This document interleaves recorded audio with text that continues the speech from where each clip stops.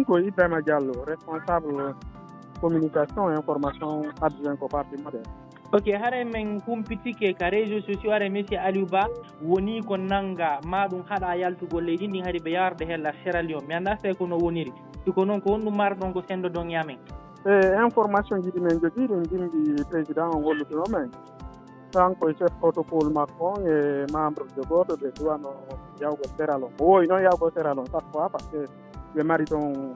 famille ji fédération jamen ɗino toon haade ɓe yawde toon pour un cas social. Donc ɓe ari haa ko frontière Sierra Leone comment dirais-je Guinée ça doit être à Parmalat. Donc ko ɓe feƴƴata ɗon ɓe inni ɓe vérifie identité maɓɓe on d' après information ji ɗumen hendi ɗi wo fewndo ɗo ɓe duwaka feƴƴi yaltugol ko territoire ɗon feƴƴugol frontiére on donc ko ɓe haray e chef de poste wonɓe ɗon ɓen heɓa autorisation ji ilandema Conakry ɗiɗa e président o feƴƴay donc e nder ɗum ɓe woni téléma 12 heures haa e leyreji goo e tawi ɓe humpiti men président mo ɓe wonduno chef de protocole maɓɓe on haray ɓe ari haa ɗon donc entre temps information ji ɗi men heɓi sakitorum ɗon ɗin ɓe itti ɓe paame laaɓ sous escorte de la gendarmerie yaddugoɓe Conakry donc aray téléphone ji président o on ɗo men wawetake en daade e kadi délégation mo wonno yaadude e mum on ɓen ɗon hay ɗo kadi ne wawali humtitagol ɗum donc haray ko haa ɗo men anndi e avocat ɗen informama donc démarche ji goo tawi e nouvelle ji men heɓi information nouvelle ji ɗum ɗon kadi men hoƴƴita jama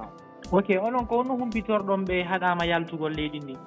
ɗum ɗon fuu sisa on ɗo min wawata on explicande on ɗo ko information ji ɗi men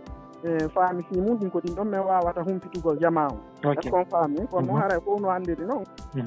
hari ɗe balɗe ɗo ko feƴƴuno ɗo min anndini opinion national international ɗon hari président Aliou ko himo tawa e menaçaɓe e ɗimɓa yo anndi ko aaɗen kadi dariɗo ɗiɗe ɗin kadi e critique ɗi makko ɗin e proposition ji ɗin fof ɗi haray ɗum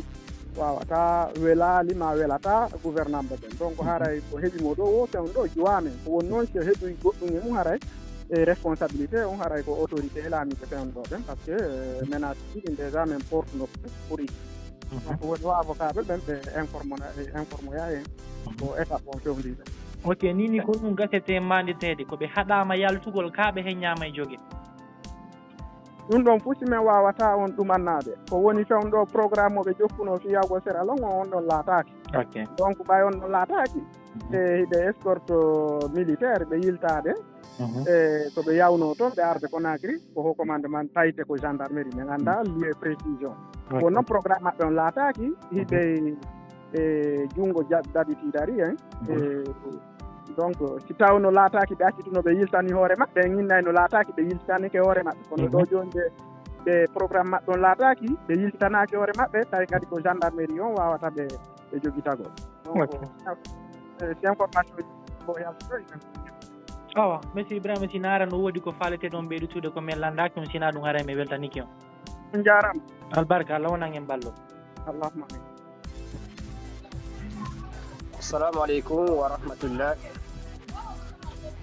ɓe siɓɓe an wondaɓe ka IFDG from Guinée 100%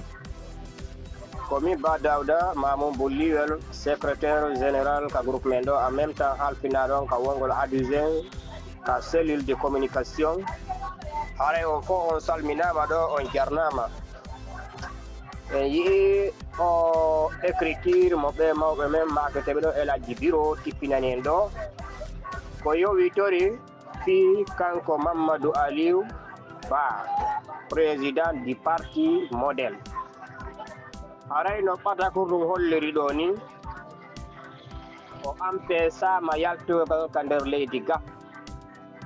maka leydi meɗen ton ɓay finalement nini mi ala toon miɗo fri ton ɗo haray no ɓata ko ɗum holli ɗo ni himo hanuno arugol friton Sierra Leone ɗi assistugol jokkere endam ɓeygure kanko e mamoudjo ka parti makko ton e mambujo tawaɗo ka nder ɓeygure makko haray ɓe wawama ampesede on tika keerol fi yaltugol o lando men haray gendarmerie wawi konti ko wete kon ɓattagoɓe ɗo ka raɓɓindingol cortège aɓe fi naɓugolɓe e yaadum ɗo goɗɗo wawata wiide ni konti exact haray noon e direction fiyogol Conakry haray téléphone makko on konti ni hiɓe jogimo kamɓe ɓe ittaɓe barki wi'aɓe hino laamiɗo ma ɓe laamiɗo fewɗo ɓe torɗen Allah yo Allah ittu no ɓuuri e yawirgol si tawi hina nangede jogue hara ko warede haray ɓe wawi won arittugol mo hara yiɓe ɗaɓude mo ni Conakry fewdo ka nduɓata ko ɗo yalti ɗo haray ɗen toro Allah on dandowo on danduɗo Yusufu e tooñe ɗe o tooña ɗo ɗen ɗen torike Allah ɓay ɓe nanguɓe oɗo hara ko tooñe ɓe woniri ɗen toro Allah hokku sabu hara ɓe waɗali mo hunde o hetto e jaam moƴƴere nanguɓe ɓen ɗen torike Allah lokkinɓe e ko wiyete kon sokola haray ko ɗum holluɗen feere ala feccere feere ala ko ma tun si en daditi ko ma tun si en darti ko wona e gollirede kon ko golle leñol yimɓe meɗen wawɓe wondugo ɓen e maɓɓe ton ɓe wawali iwi suuriɓe men ha e mbatulaɓe men ha e police ɓe wawali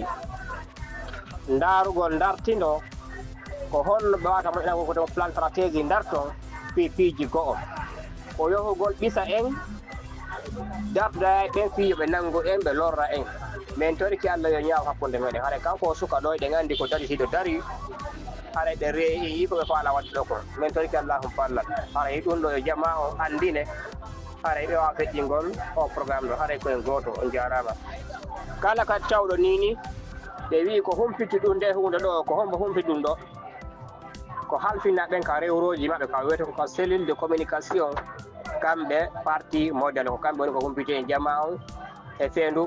ɓata ko ɗo siko noon woniri ma hina noon haray ko ɗibbin ɗo woni ko mi taho kono haray hiɗen e ɗaɓɓitude haray yo jamma wawa feƴƴingol ɗum ɗo kala tawɗo no huwondir Aliou Ba hay si noddani mo ka privé hay si ɗaɓaɗama appel direct hay si ɗaɓaɗama ko tako e WhatsApp makko ma e Twitter dal